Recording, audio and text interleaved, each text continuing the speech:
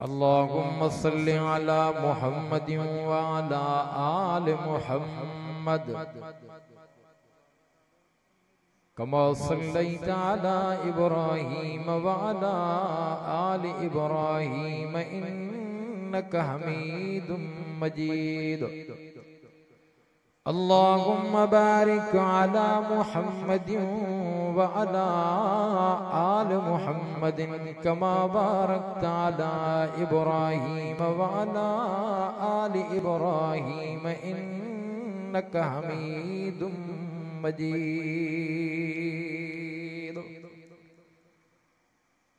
वो आए जिनके आने की जमाने को जरूरत थी, वो आए जिनके आने की जमाने को जरूरत थी, वो आए जिनके आमद के लिए बेचैन फितरत थी, वो आए जिनके लिए काबा तरसता था, वो आए जिनके आने से अर्श आजम उजाला था। क्योंकि सिर से लेकर पांव तक तनवीर ही तनवीर है, सर से लेकर पांव तक तनवीर ही तनवीर है। मुंह से जो निकले जुमला कुरान वो तकरीर है। सोचती है दिल में दुनिया मुस्तफा को देख कर, वो मुसव्विर कैसा होगा जिसकी ये तस्वीर है। चांद से तशबीह देना ये भी क्या इंसाफ है, चांद के मुंह पे शाइयां मेरे मदनी का चेहरा साफ है।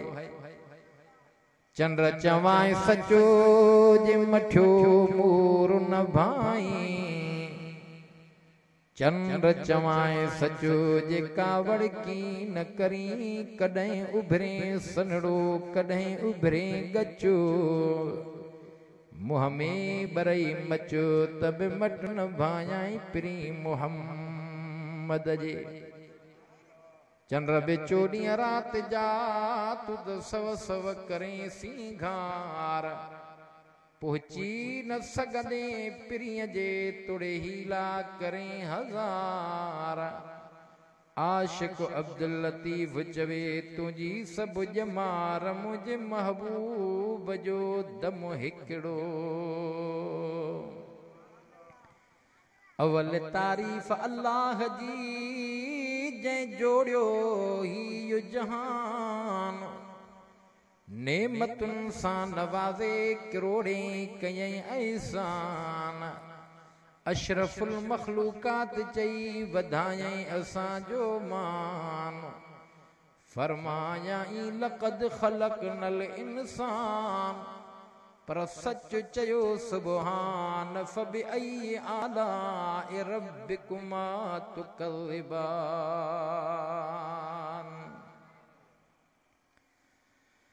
काबिल एहतराम बिरादरान इस्लाम, सामेईन इज़ाम, स्टेज ते मुअज़्ज़ज़ वेठल उलमाए किराम, 10 नवंबर 2020 और 24 रब्बिल अव्वल 1442 हिजरिया महीनो रब्बिल अव्वल जो आ। और इन प्रोग्राम जो उन्वान सीरत इमामुल अंबिया, सबई चो सल्लल्लाहु आवासा तव्हां खां ॿुधण थो चाहियां सल्लल्लाहु अलैहि वसल्लम। बिरादरे मुकर्रम डॉक्टर शमसदीन साहिब पंहिंजे मरहूमीन वालिदैन और अजीज़ व अक़ारिब जे ईसाले सवाब ख़ातिर ये प्रोग्राम मुनाकिद करे खैरात फी सबीलिल्लाह जो एहतमाम यकीनन उन मरहूमन जे कब्र ते अल्लाह अॼु रहमत वसाईंदो, उन्हनि जे रूहनि खे राहत मिलंदी। ख़बर पई आहे त हिन उजण साहिबान जे ॻोठ में कंडियारे जे क़रीब हे ॻोठ जेको आहे 700 घरनि ते मुश्तामिल आहे। घणा बाबा? सही है ना? तकरीबन गालिबन 700 जे करीब हिन ॻोठ में घर आहिनि। जे हिक घर मां हिकिड़ो मर्द निकिरी न अल्लाह जे क़ुरान खे ॿुधण जे लाइ अचे हा त सॼो पिंडाल भरियल हुजे हा। पर अल्लाह जी मर्ज़ी आहे। भिटाई रहमतुल्लाह अलैह चयो आहे, रूपो थिए जुड़ सोनो वसे मींहुं, पर चंड्रो जंहिंजो ॾींहुं उतां उञो वञे। अॼु रब जे रहमत जो वॾफड़ो मींहुं वसंदो, छो त जाथे अल्लाह जो क़ुरान पढ़ियो वेंदो आहे, मुस्तफ़ा जो फरमान जारी हूंदो आहे, ख़ुदा जो कसम आहे उते अल्लाह पंहिंजी ख़ुसूसी महिरबानी कंदो आहे, उते रहमत जो मींहुं वसंदो आहे। पर भाग तव्हांजा भला ओ सौट थोरो लाउड अञा मज़ो नथो ॾे, थोरो सेट करे वधाए से या पर विचड़ाए थो पियो, वेझो अञा थी विठे थो, फिदा थी वञे सफ़ा, ब्रेक तो लत खणो।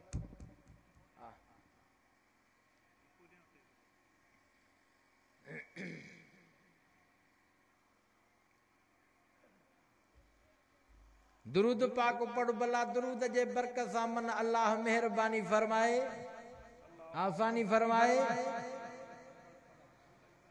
अल्लाहुम्मा सल्लि अला सय्यिदिना मौलाना मुहम्मदिन नबिय्यिल उम्मी व अला आलिहि व अस्हाबिहि व अज़वाजिहि व ज़ुर्रिय्यातिहि व अहल बैतिहि अजमाइन। सूरत आले इमरान चौथे पारे मां हिकड़ी आयत तिलावत कया और 28 पारे मां सूरत सफ मजा चंद आयतूं तिलावत कयूं थम।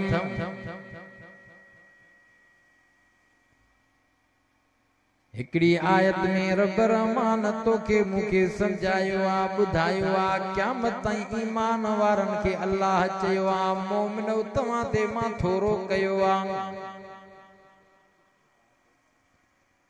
और सूरत सफ में हजरत ईसा अलैहिस्सलाम जो बयान आ, खिताब, उनमें भी जनाब इमामुल अंबिया मोहम्मद मुस्तफा अहमद मुश्तबा आमना जे लाल महबूब जुल जलाल मोहम्मदुर रसूलुल्लाह जी बिशारत। खुदा जी जात जो कसम आ, इमामुल अंबिया मोहम्मद मुस्तफा अहमद मुश्तबा आमना जे लाल महबूब जुल जलाल मोहम्मदुर रसूलुल्लाह जी सीरत के बयान कयूं। सजी जिंदगी गुजरी वने पो भी पाक नबी जे सीरत जो हक अदा न थी सके। पर मां तो चवां दुनिया जा सब मुफस्सिर मुहद्दिस मुदर्रिस खतीब मुबल्लिग इमामुल अंबिया मोहम्मद मुस्तफा जे सीरत के बयान कन, पो भी पैगंबर जे सीरत जो हक अदा न थी सघंदो। पाक नबी जे सीरत जो हक अदा करे त रब पाण करे, छो त ही जलसो सीरत जो आ। तॾहिं के अल्लाह जे बाने चयो आ, मेराज वारे सफ़र में मुस्तफा मथे वयो आ।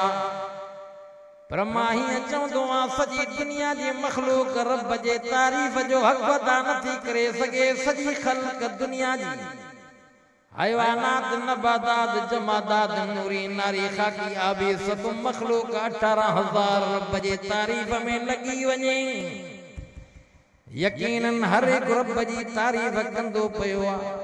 वण टिण शजर हजर सब रब जी तारीफ़ कन पिया, इंसान भी कन पिया, पो भी रब जे तारीफ़ जो हक अदा न थी सघंदो।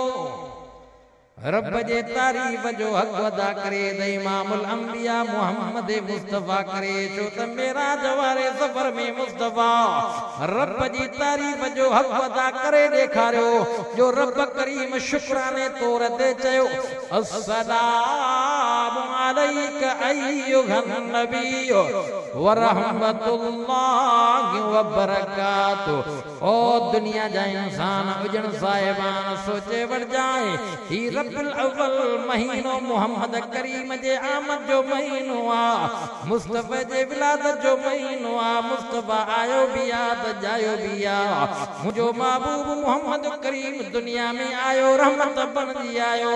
अम्मा आमना जे बतन मां जायो तॾहिं रब क़ुरान में हीअं फरमायो वमा अरसलनाक इल्ला रहमतल लिल आलमीन। हबीब तोखे दुनिया जे रहमत जे लाइ बणाए मोकिलियो आ। हिकिड़ो दुनिया जो जहान शाह परमड़ी जहान जे लाइ रब रहमान पैगंबर खे या बिशारत ॾिनी आ, पैगंबर पाक खे या सिफ़त ॾिनी आ। रब पाण चयो आ वमा अरसलनाक इल्ला रहमतल लिल आलमीन। रब जो फरमा हबीब तोखे सारे जहान जे लाइ रहमत बणाए मोकिलियो आ। ओ उजण साहिबान कंडियारे खां आयल मेहमान जहान पंज थी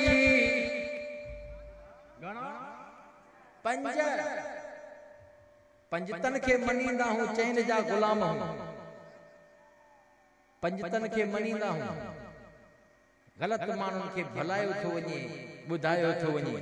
हिकिड़ा चवनि पंजतन खे नथा मञनि, ॿिया चवनि इमामनि खे नथा मञनि, वरी टियां चवनि त नबियनि खे नथा मञनि, वरी चौथा चवनि वलियनि खे नथा मञनि। रब्बे काबा जो कसम उलमाए जो पंजो अकीदो आ कायनात में मखलूकात में इंसान ज़ात में पर नबियन जी जमात में मोहम्मद करीम जे मट न को थियो वा न थींदो न आयो वा न ईंदो। हेॾे तवज्जो कजाए उलमाए जो पंजो अकीदो ॿुधायां हिन जमा जो नज़रियो अकीदो ॿुधायां। तो मां जहिड़ा लखे माण्हू गॾु कर वलीअ जे शान बराबर न थींदा, पर दुनिया जा सभु वलीअ गॾु कर सोने मुर्शिद इमाम अली मुर्तज़ा जे शान बराबर न थींदा, पर दुनिया जा सभु सहाबी गॾु कर मिठड़े मोहम्मद करीम जे शान बराबर न थींदा, पर कंहिं नबीअ जे शान बराबर न थींदा। पर हीअ ॻाल्हि सोचे वठजांइ जाते सभु नबी रसूल गॾु हुजनि इंतज़ार कनि इमामुल अंबिया मोहम्मद मुस्तफा बैतुल मुक़द्दस में अची वञनि सारा नबी रसूल मोहम्मद जे गॾु नमाज़ पढ़नि।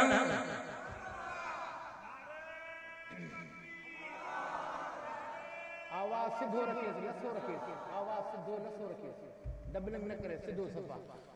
नारे तकबीर शाने मोहम्मद मुस्तफा शाने सहाबा शाने अहल बैत नारे तकबीर।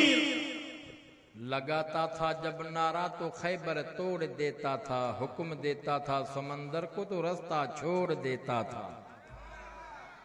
मुवहिदन मुजाहिदन जी जमात आ नारो त एड़ो लगणो खपे हा जो कंडियारे खां ट्रपी करे भिरिया ताईं वञे हा। नारे तकबीर अन्या कुछ जोर सां नारे तकबीर शाने मुस्तफा शाने मुस्तफा नारे तकबीर। हिन गोठ वारनि खे बि ख़बर हाणे पई हूंदी त मुजाहिद जाम आहिनि। हा बाबा छो त तव्हांखे ज़िक्र नथो कराइजे, तव्हांखे फ़िक्र थो ॾियाराइजे, नारो थो हणाइजे। ज़िक्र ऐं नारे में फ़र्क़ु आहे। ज़िक्र हूंदो आहे दिलि खे तस्कीन ॾियारण लाइ, दिलि खे सुरूर वठाइण लाइ। पोइ कॾहिं ज़िक्र दिलि में कॾहिं ॾाढा आहिस्ते आहिस्ते अल्लाह अल्लाह ईअं न बाबा चाचा। नारो हूंदो आहे दुश्मन खे भॼाइण लाइ, शैतान खे भॼाइण लाइ, ईअं न बाबा। ज़िक्र हूंदो आहे दिलि खे तस्कीन वठाइण लाइ। नारो हूंदो आहे दुश्मन जी दिल बहलाइण लाइ भॼाइण लाइ ईअं न तॾहिं त मुंहिंजे मुर्शिद इमाम अली उल मुर्तज़ा ख़ैबर में नारो हयो हो काफ़रनि जा हियांव छॾी पिया जेको ख़तरनाक किलो कुमूस वारो ख़ैबर जे वक़्त में फतह नथो थिए मुर्शिद अलीअ झंडो खणी जॾहिं नारो हयो आहे ख़ुदा जो कसम आहे ख़ैबर फतह थी वियो आहे तॾहिं के अल्लाह जे बाने चयो आहे लगाता था जब नारा तो ख़ैबर तोड़ देता था हुक्म देता था समंदर को तो रास्ता छोड़ देता था वलियन जी विलायत के मनींदा हूं वलियन जी करामत के मनींदा हूं नबियन जे नबूवत के मनींदा हूं नबियन जे मोजज़ात के मनींदा हूं वलिय जी करामत नबीअ जो मोजज़ो इहा कुदरत अल्लाह जी आहे हथ नबीअ जो हुजे या वलीअ जो हुजे पर कुदरत अल्लाह जी ॻाल्हि सम्झो था छो त करामत ऐं मोजज़े जो तालुक निज़ाम कुदरत सां या निज़ाम फितरत सां नाहे तवजो कजा अॼु मां मोजज़ात ते ॻाल्हाईंदुसि जेका ईसा अलैहिस्सलाम बनी इसराइल खे सॾु करे पंहिंजी क़ौम ईसाइन खे चवंदो पियो आहे त उहो शान मान मर्तबन वारो नबी रसूल मूंखां बाद में अचण वारो आहे जंहिंखे रब करीम ख़त्म नबूवत जो ताज ॾिनो आहे जंहिंजे मथां अल्लाह ख़त्म नबूवत जो ताज रखियो आहे जंहिंखे ख़त्म नबूवत वारो सर्टिफिकेट मिलियल आहे उहो अहमद रसूल अचण वारो आहे छा हज़रत ईसा अलैहिस्सलाम जो बयान ज़मीन ते रब वो मंज़र कुरान में ज़िक्र फरमायो व इज़ क़ाल ईसा इब्न मरियम या बनी इस्राईल इन्नी रसूलुल्लाहि इलैकुम मुसद्दिक़न लिमा बैन यदैय मिनत-तौराति व मुबश्शिरन बिरसूली याती मिन बाद इस्मुहु अहमद फलम्मा जाअहुम बिल बय्यिनाति क़ालू हाज़ा सिहरुम मुबीन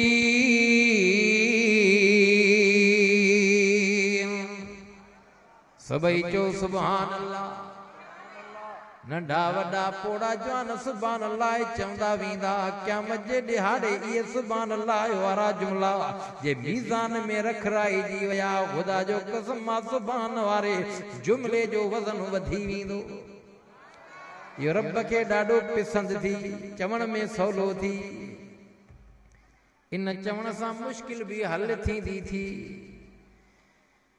यूनुस अलैहिस्सलाम मच्छीअ जे पेट में आ सुभान अल्लाह वारो जुमलो चवंदो पियो आ मुसीबत रब छॾाई आ ओ मच्छीअ जे पेट मां रब करीम कढियो आ इन मंदर के रब कुरान में ज़िक्र फरमायो आ रब साईं फरमायो आ मुंहिंजो नबी यूनुस मच्छीअ जे पेट में आ सटींदो पियो आ रड़ंदो पियो आ मदद घुरंदो पियो आ जॾहिं इन्हनि जुमलनि सां सटे पियो महिरबानी कई मां चवे तो ला इलाहा इल्ला अंत सुब्हानक इन्नी कुन्तु मिनल ज़ालिमीन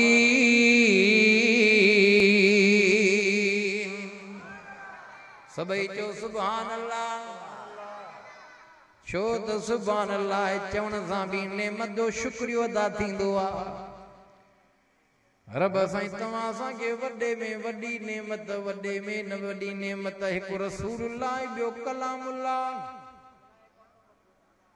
रसूलुल्लाह के तव्हां सां कोन ॾिठोसीं जन ॾिठो अॾिजी विया रंगजी विया जन्नत पहुची विया उहे सहाबिया रब्बुल अव्वल जे महीने में मुस्तफा दुनिया में आया जाया पर याद रखी छजाएं हेॾो वॾी खुशी आ जो पैगंबर जी विलादत आ पैगंबर जो जमणा दुनिया में अचणा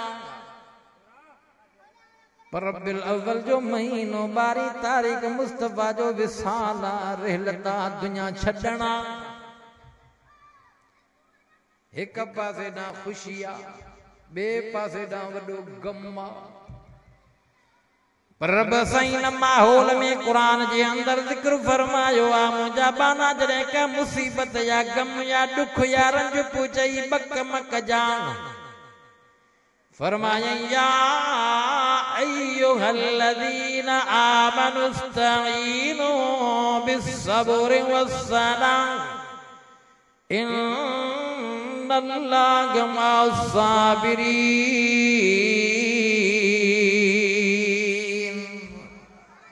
रब दो फरमा ईमान वारा बक मक जाए मुसीबत जे वक्त में, परेशानी जे वक्त में, गम जे वक्त में, दुख जे वक्त में एक सब्र क जाए, जो नमाज पढ़ जाए। रब्बिल अव्वल जो महीनो पैगंबर जे विलादत जो आ, पैगंबर जे आमद जो आ। मुस्तफा जी विलादत भी अजीब आ, अचण भी अजीब आ। दुनिया जे अंदर तू मां भी जाया से, दुनिया में आया से, पर मुस्तफा जो जमण अचण निरालो आ। अर्ज करे चुको आ त जहान पंजनी जहानन जे लाए मुस्तफा तो के रहमत नजर ईंदो। तॾहिं रब फरमायो अमा अरसलनाक इल्ला रहमतल लिल आलमीन। मुस्तफा जे सीरत जो आगाज आलम अरवाह का शुरू आज ने रब कुरान करीम में मंजर के बयान कंदे नबियन का आलम अरवाह में वैदो वरतो फरमाया व इज़ अखज़ल्लाहु मीसाकन नबिय्यीन लमा आतैतुकुम मिन किताबिन व हिकमा सुम्मा जाअकुम रसूल। सारन नबियन रसूलन का रब करीम इकरार पे करायो वे दो पे वरतो और नबी रसूलो एक शर्त ते तमा के नबूवत अता कई वेंदी। इमामुल अंबिया मोहम्मद मुस्तफा तमा जे दौर ज़माने वक्त में अची वने, तमा के पंजी शरीयत छडे करे मोहम्मद करीम जे कढ लगणो पवंदो, उन जी नुसरत करनी पवंदी, उन जी मदद करनी पवंदी, उन जे उन ते ईमान आणो पवंदो। लतो मिनुन बिही वलतंसुरुन्ना। अर्ज़ पैगंबर जे सीरत जे आगाज ते नजर दी कजे पई। खुदा जो कसम मोहम्मद करीम जे सीरत जो आगाज आलम अरवाह का शुरू आ। दुनिया वारे जहान में, बरज़ख वारे जहान में, मशर वारे जहान में, आलम अरहाम में, आलम अरहाम अरहाम में, आलम अरवाह में हिकड़ो जहान आलम अरवाह वारो आ। जै जहान में तू मां भी रब सां वाइदो कयो अलस्तु बिरब्बिकुम, समूरन इकरार कयो कालो बला, यो रब सां इकरार हुयो।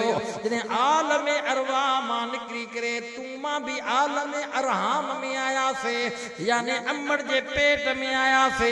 आलम अरवाह मां मोहम्मद करीम भी निकरी करे अम्मड़ जे पेट वारे जहान में आयो। अम्मड़ जे पेट वारे जहान में भी मुस्तफा रहमत तो के नजर ईंदो। अम्मा आमना दी फरमाए हजरो शजर सलाम कन पिया, ककर शाम कन पिया। अम्मा आमना दी फरमाए नरम ज़मीन थी वेंदी पिया, खूह भरजी करे आवाज जन पिया बुशरा लकिया आमिना। आमिना मुबारक हो जई बिनी जहान जो सरदार, बिनी जहान जो सरदार तुझे बतन में आ, पेट में आ। मुस्तफा जो अचण जमण आला। जिए ॾींहं वधंदा वया तीअं अम्मड़ जे तबियत में फरहत ईंदी पई थी वञे।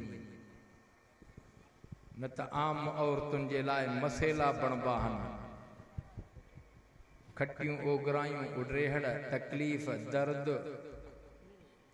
पर अम्मा आमना थी फरमाए मुस्तफा मुझे बतन में आया, मुझे लाए ककर शाम कन पया, हजरो शजर सलाम कन पया, पत्थर नरम थी वञन पया, खूह मां आवाज अचन पया, मुखा पघर ऐं पसीना निकरन पया त मुश्के अंबर जी ख़शमू मुझे पघर पसीने मां ज़ाहिर थींदी पई आ। चओ वाह अम्मा आमना। ॾींहं वधंदा विया वक़्त अची वियो आ। हालांकि औरत डिलीवरी वारे वक्त में मौत जे कशमकशी में हूंदी आ, पर अम्मा आमना थी फरमाए उहे घड़ियूं अजीब हुयूं जो मूंखे ख़बर ई न पई, तकलीफ़ महसूस हुई न कई। रबिल अव्वल जो महीनो हो बाख फुट लही सूमर जो दिहाड़ो हो अम्मा आमना दी फरमाए रहमत वारो नबी मुझे बतन मा जाया दुनिया जा रब कया लाया सजाया रब रहम जा बीह वसाया इमामुल अंबिया मक्के में आया अम्मा आमना जे बतन मा जाया मुस्तफा जी बचपन भी अजीबा अम्मा आमना दी फरमाए सारो घर मुअत्तर बणजी वयो आ सुभान अल्लाह सारो घर रोशन थी वयो आ अम्मा आमना दी फरमाए नूरानी लाइट निकती आ शाम जूं सारियूं माड़ियूं मां अखियुनि सां पई ॾिसां चो सुभान अल्लाह सुभान अल्लाह खुदा जो कसम मां पाक नबी जे अचण सां इनकलाब शुरू थी वियो रब क़ुरान में चई छॾियो वजअलना रुजूमल लिश्शयातीन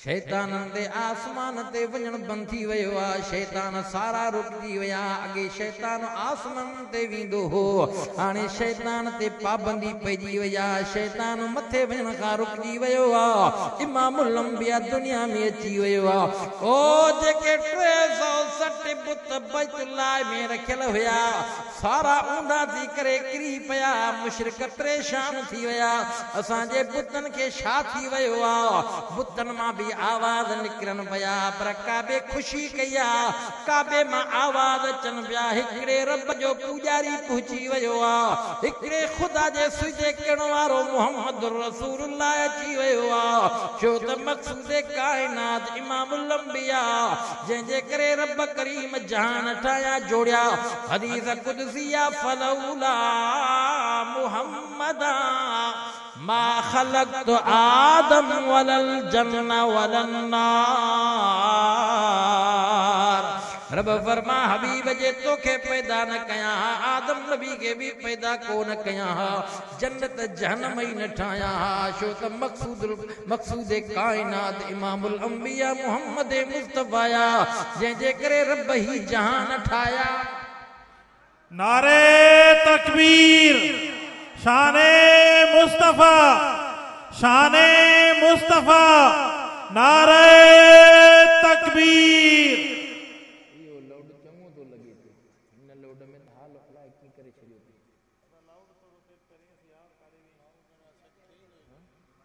लाउड आ रहा लाउड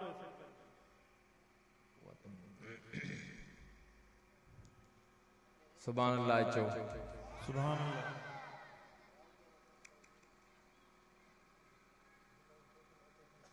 गाल याद आ हजरत ईसा अलैहिस्सलातु सलाम बयान ज़मीन ते पे कयो बनी इसराइल के सॾे पे चयो ए बनी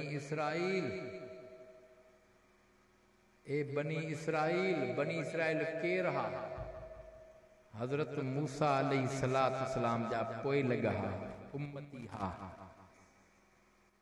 जनाब मूसा अलैहिस्सलाम के तौरात मिलियो तौरात में हिन उम्मत जो शान ॾिसी करे रब के अर्ज़ करे थो मौला मूंखे भी भला इन उम्मत मंझां उथार उन आखिरी नबी जो मूंखे भी उम्मती बणा चओ न सुभान अल्लाह भाग भला किस्मत चंगी आ जो रब करीम तवां असांखे उन रसूल जो उम्मती बणायो आ जंहिंजे उम्मती बणजण जे लाइ जनाब मूसा अलैहिस्सलाम मिंठ थो करे अर्ज़ थो करे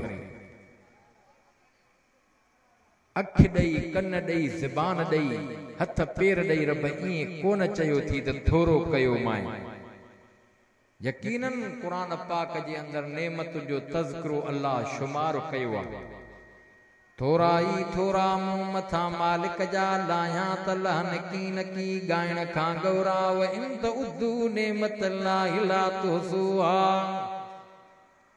पर वॾे में वॾी नेमत रब जो क़ुरान आ मुस्तफ़ा जो फरमान आ रहमत वारो नबी मिलियो आ भाग तव्हां असांजा भला तॾहिं रब फरमायो लक़द मन्नल्लाहु अलल मुअमिनीन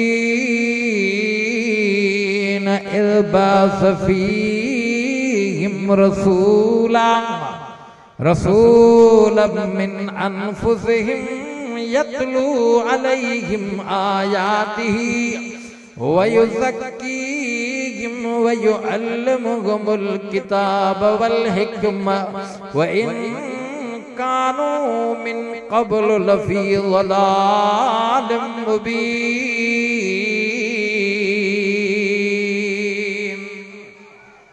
रब जो फरमाए मोमिनो मां अल्लाह तवां ते वॾो थोरो कयो आ, वॾो एहसान कयो आ। ओ रब रसूल रब करीम तवां असांखे अता कयो आ। रब रसूल करीम रब करीम तवां असांखे उन जो उम्मती बणायो आ। ये अल्लाह जा अणगणिया एहसान मालिक जूं मेहरबानियूं। हिन वक्त तवां असांजे साम्हूं रब जो क़ुरान आ, रब जो कलाम आ। यो मोहम्मद करीम के रब करीम अता कयो आ, पर ही समय जाए कुरान मौजज़ो आ। कुरान मौजज़ो आ। समूरन मौजज़न जो मजमूई मौजज़ो अल्लाह जो कुरान आ।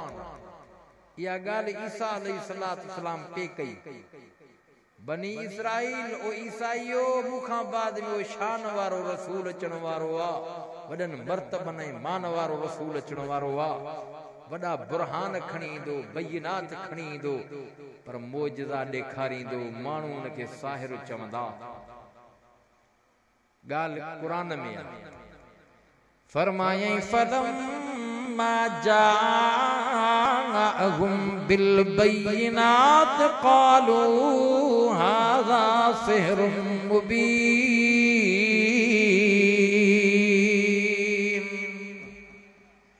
वो शान वारो रसूल ईंदो दुनिया जे अंदर, वडन मर्तबन वारो रसूल इमामुल अंबिया वडा मौजज़ा खणी ईंदो। छो त ईसा अलैहिस्सलाम के भी रब करीम मौजज़ा अता फरमाया। मुर्दे जे मथां अची करे चवंदो हुकुम बिज़निल्लाह, उथ उथी करे मुर्दो ईसा अलैहिस्सलाम सां ॻाल्हाईंदो हो।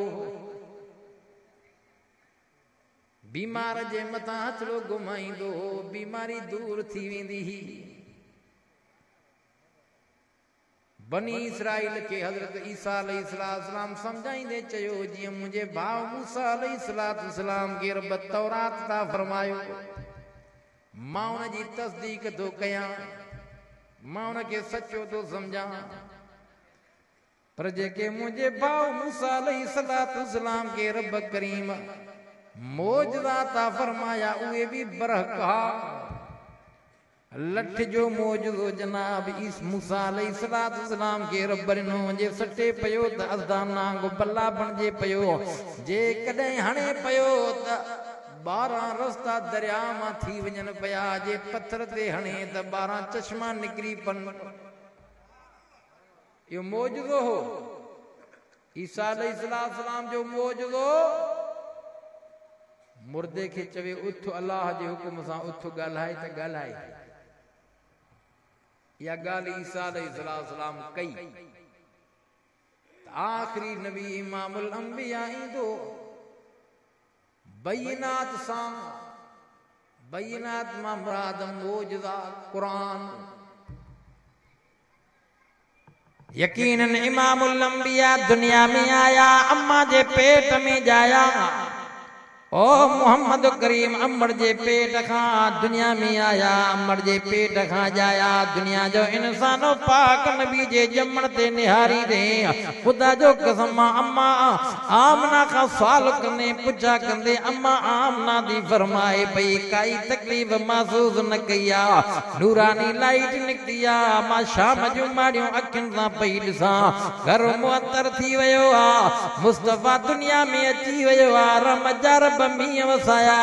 हेॾे तवज्जो कजाए औरतूं ओ ताइफ खां निकिरी करे मके में अचनि पयूं ॿार खणण जे लाइ, पालण जे लाइ। वाह वाह अम्मा हलीमा तुंहिंजो बि भाग निरालो आ। आईं त देर आईं त आख़िर में ॿार त वॾा वॾा अमीरनि जा खजी विया, पर यतीम समझी करे मुहम्मद खे छॾे विया। अम्मा हलीमा जे भाग में मुस्तफा आयो आ। अम्मा हलीमा जो घर मुअत्तर बणजी वयो आ। अम्मा हलीमा जो घर रोशन थी वयो आ, बरकत में भरजी वयो आ। खुदा जो कसम अम्मा हलीमा फरमायो आ, पाक नबी मुझे स्वारीअ ते सार थया, ओ स्वारीअ में ताज़गी अची वई आ। जॾहिं मां खीर पे पीआरियो पिस्ताननि मुंजनि में खीर अची वयो आ। अम्मा आलिमा थी फरमाए सबूरन औरतुनि खां मां अव्वल पहुची वई आहियां। नारे तकबीर, शाने मोहम्मद मुस्तफा, शाने मोहम्मद मुस्तफा, शाने सहाबा, शाने अहल बैत, नारे तकबीर। औरतूं पुछा थियूं कनि हलीमा भला रस्ते मां मोटी आई ॿार त हिकिड़ो यतीम छॾे आयूं से, जल्दी असां खां अॻु कढियूं थी वञे भला सवारी कंहिंखां मटाई थी छा? अम्मा हलीमा फरमायो न, ॿार बि रब नसीब कयो आहे, सवारी बि साॻी आहे। हलीमा सवारी साॻी, तुंहिंजी सवारी त कमज़ोर, देर पहुती समूरनि खां, सवारी मटाई बि नथी, चए सवारी साॻी आहे, सवार मटायो आहे। महबूब मुस्तफ़ा अम्मा हलीमा जे घर में कुछ ज़मानो परवश पाती आहे। दुनिया जो इंसानो पैगंबर जो बचपन ही निरालो आहे। हाओ कहीं तव्हां खे समझायो आहे त मुस्तफ़ा जो शान वॾे भाउ जेतिरो, असांजो त ईमान अक़ीदो आहे काइनात में, मखलूकात में, इंसान ज़ात में, नबियनि जी जमात में मुस्तफ़ा जे मट न को थियो आहे, न थींदो, न आयो आहे, न ईंदो, न ॼमियो आहे, न ॼमंदो। मुस्तफ़ा जेको समूरनि इंसाननि मंझां चूंडियल आहे, पर नबियनि मंझां बि चूंडियल आहे। मुस्तफ़ा जे मट कोई न थी सघंदो। पत्थर त पत्थर आ, पर हजरे असवद भी पत्थर आ। हिकिड़ो रोड वारो पत्थर थी, हिकिड़ो संगे मरमर वारो पत्थर थी, हिकिड़ो बादशाहनि जे महलात में याकूत मरजान हीरो डायमंड मिलंदो, उनजी भी कीमत, उनजी भी इज्जत तू निहार। रोड वारे पत्थर जी भी इज्जत कीमत ते निहार, वरी हजरे असवद वारे पत्थर जी कीमत ऐं वज़न ते निहार। जो सॼी दुनिया हजरे असवद के बोसे ॼण जे लाइ सिकंदी आहे, छो त आका फरमायो इहो जन्नत जो पत्थर आहे, जेको इनखे बोसो ॾींदो या सलाम कंदो तवाफ़ जे दौरान, क़यामत जे ॾिहाड़ी इहो पत्थर सुञाणींदो, सिफारिश कंदो। ईमानदार के इहो पत्थर सुञाणे क़यामत जे ॾिहाड़े अल्लाह जी दरबार में अर्ज़ कंदो, मौला मां हिन जो सिफारिशी थी आयो आहियां। पत्थर ऐं सुञाणे, हाओ मुस्तफ़ा खे पत्थरनि बि सुञातो पिए कि न, हे त हजरे असवद आ, जन्नत जो पत्थर आ, मामूली पत्थर न आहे, जंहिंखे आका पाण बोसो ॾिनो आहे। साईं जन हुकुम कयो आहे, मौक़ो मिलई त हजरे असवद खे बोसो ॾिजां। साईं सबब छा आहे, फ़र्क़ु छा आहे, वजह छा आहे? अल्लाह जे रसूल फरमायो जे बोसो ॾींदेसि गुनाह त छणंदई, पर क़यामत जे ॾिहाड़े इहो पत्थर सुञाणंदई, अल्लाह इनखे अखियूं ॾींदो। चओ न सुभान अल्लाह। इन पत्थर जो शान ॾिस, क़ीमत ॾिस। हाँ, सॼी दुनिया मुश्ताक हूंदी आहे त हजरे असवद खे बोसो ॾियूं। असांजो बि ईमान अक़ीदो आहे त मुस्तफ़ा इंसान आहे, बशरा, पर अफ़ज़लुल बशरा, अकमलुल बशरा, अजमलुल बशरा, अहसनुल बशरा। मुस्तफ़ा जे मट न को थियो आहे, न थींदो, न आयो आहे, न ईंदो, न ॼमियो आहे, न ॼमंदो। इन खां वधीक शान ॿियो छा हूंदो आहे? ख़ुदा खां बाद में शान आहे त मिठड़े मुहम्मद करीम जो आहे। तवज्जो कजा, ये कुरान थी, बे नंबर में मुस्तफ़ा जो फरमान थी। मुस्तफ़ा जेको चयो आहे सचो आहे। असांजो ईमान अक़ीदो आहे त दुनिया जो निज़ाम दरम बरम थी सघे थो, पैगंबर जी ॻाल्हि कूड़ी नथी थी सघे। पैगंबर जी ॻाल्हि कूड़ी नथी थी सघे। साईं जन फरमायो, मुंहिंजो उम्मती ईमानदार आशिक़ जॾहिं दुरूद पढ़ंदो आहे, मलाइको दुरूद मुंहिंजे रोज़े अतर ते खणी ईंदा। इन खां वधीक ॿियो कीअं मञणु हूंदो आहे? बाग भला थी, क़िस्मत चङी थी, जो रब रहमान महबूब जे करे गुनाह करण जे करे शक्ल न मटी थी। मुंह देख लिया आईने में मगर दाग न देखा सीने में, दिल ऐसा लगाया जीने में, मरने को मुसलमान भूल गए। सब गुनाह असां में, पोइ बि मालिक एॾो महिरबान आहे, एॾो महिरबान आहे जो शक्ल नथो मटे।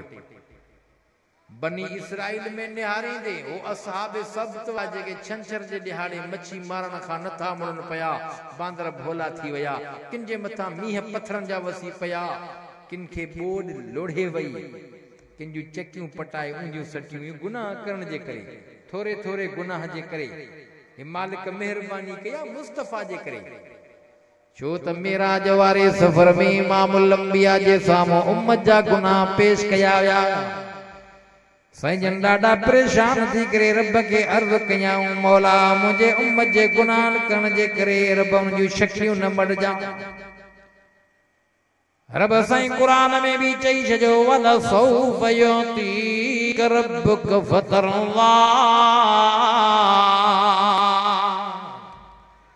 हबीब दुनिया आखिरत में तो के राज़ी कंदुस तुझो उम्मती गुनाह कंदो जे ईमान ऐं यकीन रखंदो रब तो फरमाए जे माफ़ी घुरंदो सब ॾोह माफ़ करे छॾींदो माज़ बदले में नेकियूं ॾेई छॾींदो माज़ पर सच्ची दिल सां तौबा जॾहिं करे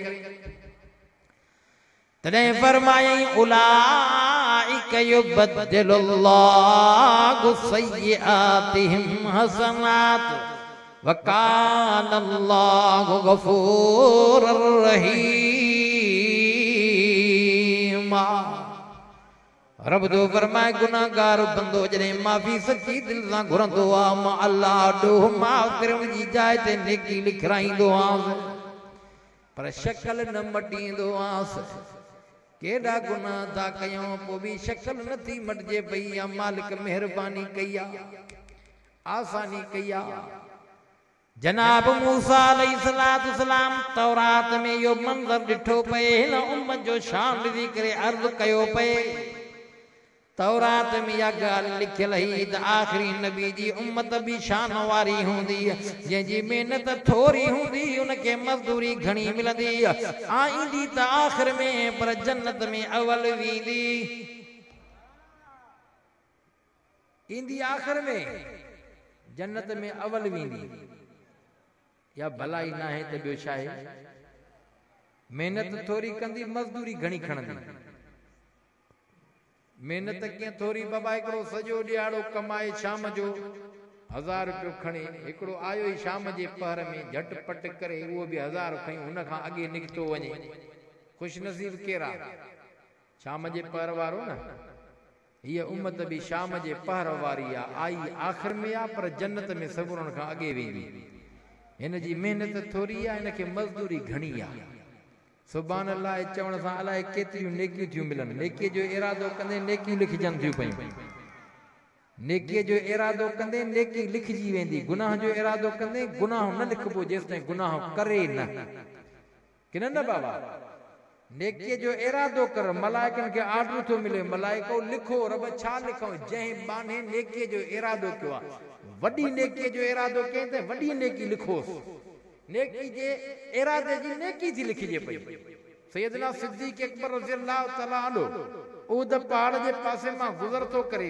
निहारे सॼे उहद पहाड़ जे तके करे चवे थो दिल में चवे थो इरादो करे थो मौला जे उहद पहाड़ सॼो मूंखे सोनो बणाए ॾे रब करीम मुस्तफ़ा ऑर्डर करे रब तुझे राह में सॼो उहद सोनो थियल ख़र्च करे छॾियां ख़ैरात करे छॾियां हाणे इरादो कयो तई छड़ो तॾहिं तबलीग जमात वारा चवंदा आहिनि इरादा तो करो हा भाई पोइ मुस्तफ़ा जी ख़िदमत में जॾहिं अबू बकर सिद्दीक़ आयो जिब्राइल अवल पहुतो सभु कुझु ॾसे वियो साईं अॼु अबू बकर सिद्दीक़ त वॾी नेकी खई आहे उहद पहाड़ जेॾी नेकी हुनजे खाते में लिखिजी वई आहे साईं जन मुर्की करे फरमा अबू बकर जहिड़ो कहिड़ो अमल कयो थी जो उहद पहाड़ जेॾो सवाबु खयो थी दुनिया वारो पाक नबी मुर्के त नूर जूं लाटूं निकिरनि मुस्तफ़ा मुर्के जन्नत जा दरवाज़ा खुली वञनि सिद्दीक़ अकबर फरमायो सोना साईं ॿियो त अमल कोई न कयो आहे हाणे उहद पहाड़ खां गुज़र करे तव्हांजी ख़िदमत में आयो आहे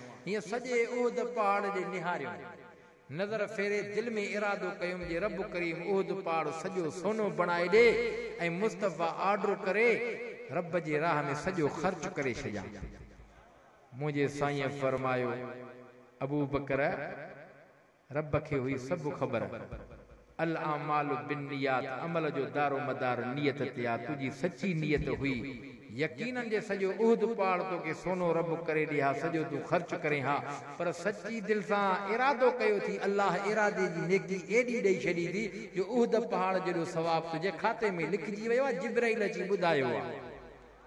नेकी जा इरादा कंदा कयो, भलाईअ जा इरादा कंदा कयो, गुनाह जो इरादो थी वञे त रब खां माफ़ी घुरंदा कयो, पर गुनाह नथो लिखिजे जेसि ताईं बानो करे नथो। करे त वेठो, धूड़ त पातई, वरी पिशेमान थी करे मोटी पियो, रुजू कयई, माफ़ी घुरियई, मौला गुनाह थी वियो आहे, माफ़ कर। रब एॾो मेहरबान थो थी पवे, मलाइकनि खे थो चवे, मलाइको ॾिसो मुंहिंजो बानो पिशेमान परेशान थी करे माफ़ी घुरंदो पियो आहे, अॼु मां ख़ुदा माफ़ न कयांसि त ॿियो केरु कंदुसि। हाओ मौला जो ऑर्डर हुजे। रब थो फरमाए, मलाइको जेको गुनाह लिखियो अथव बाने जो ड्रायोसि, मेसियोसि, डिलीट कयोसि, ख़तमु कयोसि। गुनाह मेसिजी थो वञे, डिलीट थी थो वञे, पोइ अल्लाह जो हुकुम मलाइकनि खे थो थिए त मलाइको लिखोसि बाने जी नेकी। रब छा कयई नेकी कहिड़ी लिखो, जेॾो गुनाह हुयुसि लिखियल ओॾी नेकी लिखोसि। छो? रब तो फरमाए, मां पंहिंजे मुक़द्दस किताब में लिखाए छॾियो आहे, चवराए छॾियो आहे, पैगंबर खे दिलजाए ॾहिराए छॾी आहे। उलाइक युबद्दिलुल्लाहु सय्यआतिहिम हसनात। हबीब गणती न कर, गुनाह करण जे करे मां पंहिंजे बंदे जी शक्ल त न मटींदुमि, माफ़ी घुरंदो त नेकी ॾींदुमि, गुनाह माफ़ कंदुमि। इहा मेहरबानी न आहे त ॿियो छा आहे? तॾहिं मूसा अलैहिस्सलाम अर्ज़ थो करे, मौला उन आख़िरी नबी जे उम्मत मंझां मूंखे बि उम्मती बणाए, तूं त बणाए। रब सां जेको मूंखां चवरायो ॻाल्हायो क़बूल मंज़ूर मक़बूल फरमाए, अमल जी तौफ़ीक़ अता फरमाए।